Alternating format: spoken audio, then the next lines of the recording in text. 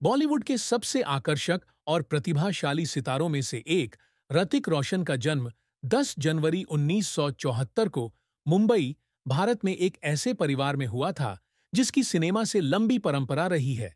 उनके पिता राकेश रोशन एक प्रसिद्ध अभिनेता और निर्देशक हैं, जबकि उनकी मां पिंकी रोशन परिवार की सफलता के पीछे की सज्जन महिला हैं।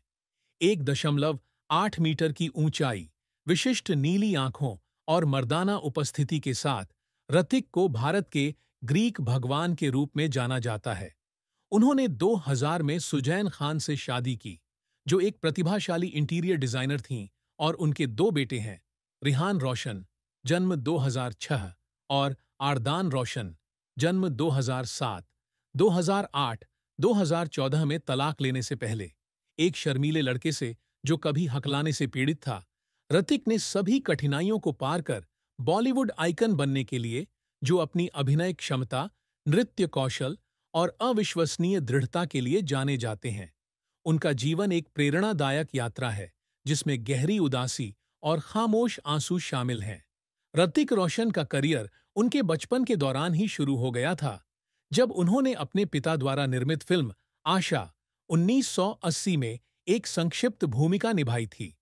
उन्होंने करण अर्जुन 1995 और कोयला 1997 जैसी फिल्मों में सहायक निर्देशक के रूप में अपने पिता की सहायता करना जारी रखा और फिल्म निर्माण की कला को कदम दर कदम सीखा। लेकिन असली मोड़ 2000 में आई कहो ना प्यार है से आया, जो उनकी मुख्य भूमिका वाली पहली फिल्म थी। रोहित और राज, एक रोमांटिक लड़का और एक मजबूत जुड़वां भाई की भूमिकाओं ने दर्शकों को दीवाना बना दिया है। इस फिल्म ने न केवल बॉक्स ऑफिस के रिकॉर्ड तोड़ दिए, बल्कि ऋतिक को रातों रात प्रसिद्धि दिला दी, जिससे उन्हें 2 फिल्म फेयर पुरस्कार मिले, सर्वश्रेष्ठ अभिनेता और सर्वश्रेष्ठ नवागंतुक।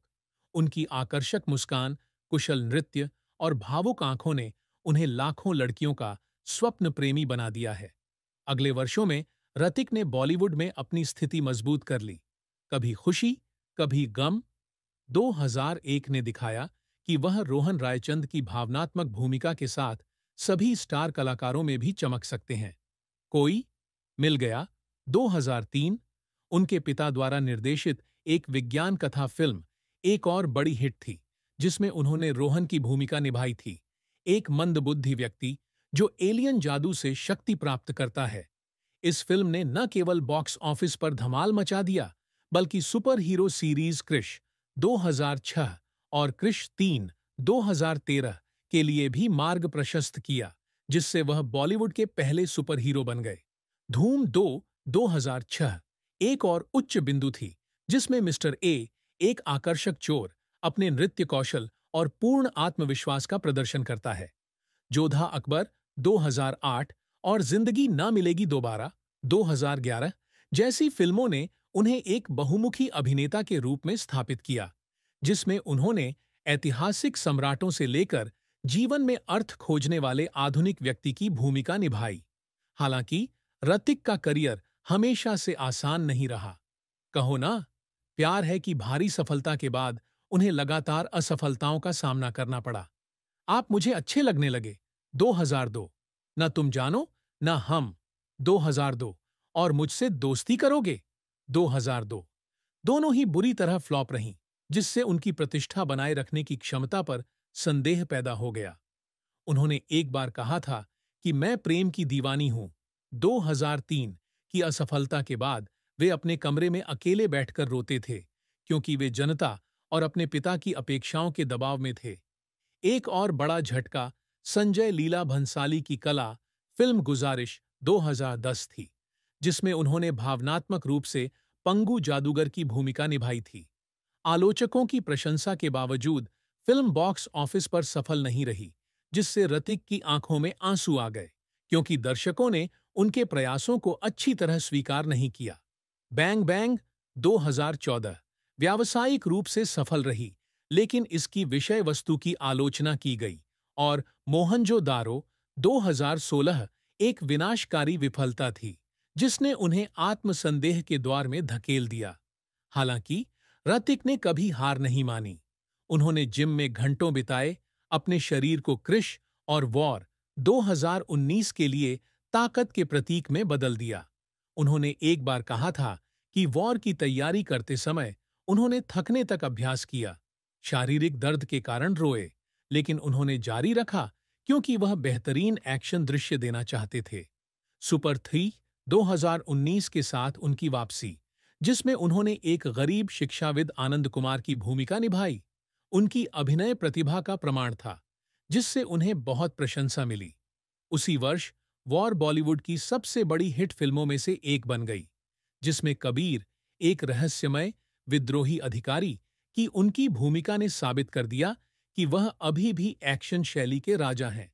ऋतिक का करियर एक लंबी यात्रा रही है, जिसमें उन्होंने असफलताओं, दबावों और अपने डर का सामना करते हुए एक अपूरणीय स्टार के रूप में मजबूती से खड़े हुए हैं। ऋतिक रोशन के जीवन का सबसे बड़ा दुख शायद बचपन से ही उनके द्वारा झेली गई स्वास्थ्य और मानसिक समस्याएं हैं। बचपन में वे गंभीर हकलाहट से पीड़ित थे, जिसके कारण उनके साथी उन्हें चिढ़ाते थे और वे अंतर्मुखी हो गए थे। उन्होंने एक बार कहा था कि ऐसे भी दिन थे जब वह आईने के सामने खड़े होकर पूरा वाक्य बोलने की कोशिश करते थे, लेकिन बोल नहीं पाते थे और फिर असहायता की भावना के कारण रो पड़ते थे। उनके पिता राकेश उन्हें स्पीच थेरेपिस्ट के पास ले गए और ऋतिक को इस विकलांगता पर काबू पाने में कई साल लग गए, लेकिन बचपन का दर्द आज भी उनके दिल पर जख्म के निशान छोड़ गया है। एक अन्य चुनौती शारीरिक आघात है। 2014 में बैंग बैंग फिल्मांकन के दौरान लगी चोट के कारण उत्पन्न थक्के को हटाने के लिए उनके मस्तिष्क की सर्जरी की गई थी। उन्होंने एक बार बताया था कि जब वह अस्पताल के बिस्तर पर लेटे थे और कांच की खिड़की से अपने दोनों बेटों को देख रहे थे, तो वह रो पड़े थे, क्योंकि उन्हें डर था कि वह अब पिता नहीं रह सकेंगे। इसके अलावा एक और बड़ी घटना 2000 में उनके पिता राकेश रोशन पर हुआ हमला था। कहो ना, प्यार है की सफलता के तुरंत बाद राकेश को संरक्षण राशि देने से इनकार करने पर माफिया द्वारा 2 बार गोली मार दी गई थी। ऋतिक अस्पताल में अपने पिता के साथ थे, उनका हाथ पकड़कर रो रहे थे, क्योंकि वह अपने पिता को लगभग अपनी जान गंवाते हुए देख रहे थे। उन्होंने एक बार कहा था कि उस क्षण ने उन्हें जीवन की नाजुकता का एहसास कराया था तथा अपने पिता को खोने का डर वर्षों बाद भी उन्हें सताता रहता है। ये दुख कभी उनका पीछा नहीं छोड़ते थे, बल्कि उनके लिए मजबूती से जीने की प्रेरणा बन गए। हालांकि कभी-कभी उन्हें अपनी दबी हुई भावनाओं को बाहर निकालने के लिए लंबी रातों में छिपकर रोना पड़ता था। ऋतिक रोशन और सुजैन खान की प्रेम कहानी एक खूबसूरत लेकिन अश्रुपूर्ण कहानी है। उनकी मुलाकात किशोरावस्था में हुई थी, जब सुजैन उनकी बहन की दोस्त थी। साधारण मुलाकातों में ही उनका प्यार परवान चढ़ने लगा और ऋतिक ने एक कप कॉफी और एक प्यारे संदेश के साथ उन्हें प्रपोज कर दिया। 20 दिसंबर 2000 में बेंगलोर में एक भव्य शादी समारोह में उनकी शादी हुई और रिहान 2006 और हिरदान 2008 के जन्म ने उनके प्यार को और पूरा कर दिया। ऋतिक ने एक बार कहा था कि सुजैन वह महिला है जिन्हें वह सबसे ज्यादा प्यार करते हैं, जो उनके करियर के सबसे कठिन दिनों में हमेशा उनके पीछे खड़ी रहीं। उन्हें बॉलीवुड का गोल्डन कपल माना जाता है, जिनका प्यार 1 दशक से भी अधिक समय से कायम है, लेकिन खुशी हमेशा नहीं टिकती।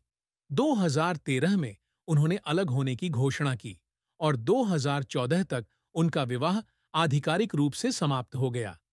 ऋतिक ने एक बार कहा था कि जब उन्होंने तलाक के कागजात पर हस्ताक्षर किए तो वह रो पड़े थे, क्योंकि उन्हें लगा कि वह अपने परिवार को एकजुट रखने में असफल रहे।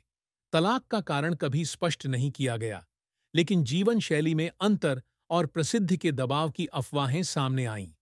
एक और बड़ा झटका कंगना रनौत से जुड़ा मामला था, जिसमें उन्होंने दावा किया था कि उनके शादीशुदा होने के बावजूद उनके साथ गुप्त संबंध थे। हालांकि ऋतिक ने इससे इनकार किया, लेकिन यह कांड कई वर्षों तक चला, जिसके कारण उन पर हमले हुए और वे मानसिक तनाव में आ गए। उन्होंने एक बार बताया था कि कई रातें ऐसी भी थीं जब वे अकेले बैठकर रोते थे, क्योंकि उन्हें लगता था कि उन्हें गलत समझा गया है और वे अपने सम्मान की रक्षा करने में असमर्थ हैं। तलाक के बावजूद ऋतिक और सुजैन अपने बच्चों की खातिर दोस्त बने हुए हैं, लेकिन अपने जीवन के प्यार को खोने का दुख कुछ ऐसा है जिसे वह कभी नहीं भूल पाएंगे। 2 दशकों से अधिक के अथक परिश्रम का परिणाम, ऋतिक रोशन की कुल संपत्ति 2025 तक लगभग $100 मिलियन होने का अनुमान है। उनके पास जुहू, मुंबई में एक शानदार अपार्टमेंट है जिसकी कीमत लगभग $10 मिलियन है, जिसमें समुद्र का दृश्य और सुजैन द्वारा डिजाइन किया गया इंटीरियर है। इसके अतिरिक्त उनके पास लोनावाला में एक अवकाश गृह भी है जिसकी कीमत लगभग $5 मिलियन है, जहां वे अक्सर अपने बच्चों को आराम करने के लिए ले जाते हैं। ऋतिक फिल्मों से प्रतिवर्ष लाखों डॉलर कमाते हैं, जिसमें प्रति फिल्म $3 मिलियन तक का वेतन शामिल है। साथ ही उनके पास HRX, फैशन और फिटनेस ब्रांड जिसकी उन्होंने स्थापना की है, और माउंटेन ड्यू जैसे ब्रांडों के लिए विज्ञापन सौदे भी हैं। वह रियल एस्टेट में भी निवेश करते हैं। मुंबई और गोवा में उनके कई अपार्टमेंट हैं, जो निष्क्रिय आय का एक बड़ा स्रोत है। उनके कार्य संग्रह, जिसमें एक पोर्श 911 टर्बो और एक मर्सिडीज बेंज एस क्लास शामिल हैं, की कीमत लाखों डॉलर में है। अपनी संपत्ति के बावजूद ऋतिक एक निजी जीवन जीते हैं। वे नियमित रूप से विकलांग बच्चों की सहायता करने वाली संस्थाओं में योगदान देते हैं, जो उनकी दयालुता को दर्शाता है। ऋतिक का परिवार उसके दुखों से अच्छी तरह वाकिफ है, हालांकि वह शायद ही कभी उन्हें यह बात बताता है।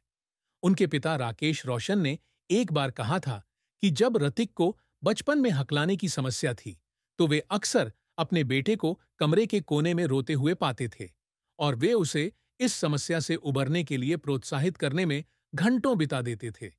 राकेश कहते हैं कि ऋतिक एक मजबूत आदमी है, लेकिन सुजैन से तलाक का दुख वह छिपा नहीं सकते। रात में वह चुपचाप बैठे रहते हैं और उनकी आंखें लाल हो जाती हैं। उनकी मां पिंकी रोशन ने एक बार बताया था कि जब 2000 में उनके पिता पर हमला हुआ था, तो ऋतिक अस्पताल के बिस्तर पर रोए थे और वह जानती थीं कि अपने परिवार को खोने का डर उनके दिल में सबसे गहरा घाव था। सुजैन, हालांकि तलाकशुदा हैं, कहती हैं कि ऋतिक बहुत संवेदनशील हैं और अक्सर पिछली गलतियों के बारे में सोचकर रो पड़ते हैं, लेकिन उन्हें इस बात पर गर्व है कि वह हमेशा अपने बच्चों को प्राथमिकता देते हैं।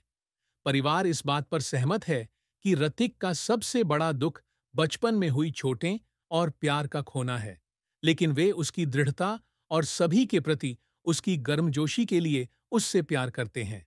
ऋतिक रोशन सिर्फ एक स्टार नहीं है, बल्कि प्रतिभा, ताकत और संवेदनशीलता के प्रतीक हैं। मुंबई में एक हकलाने वाले लड़के से वह बॉलीवुड के ग्रीक गॉड बन गए और दर्शकों के दिलों में एक अमिट छाप छोड़ी। उनका जीवन एक लंबी पुस्तक है, जिसमें कुछ शानदार अध्याय हैं तो कुछ आंसू भरे पन्ने भी हैं। उन्होंने असफलता, शारीरिक पीड़ा, प्रसिद्धि का दबाव और प्रेम की हानि का सामना किया, लेकिन कभी संघर्ष करना नहीं छोड़ा। अपने माता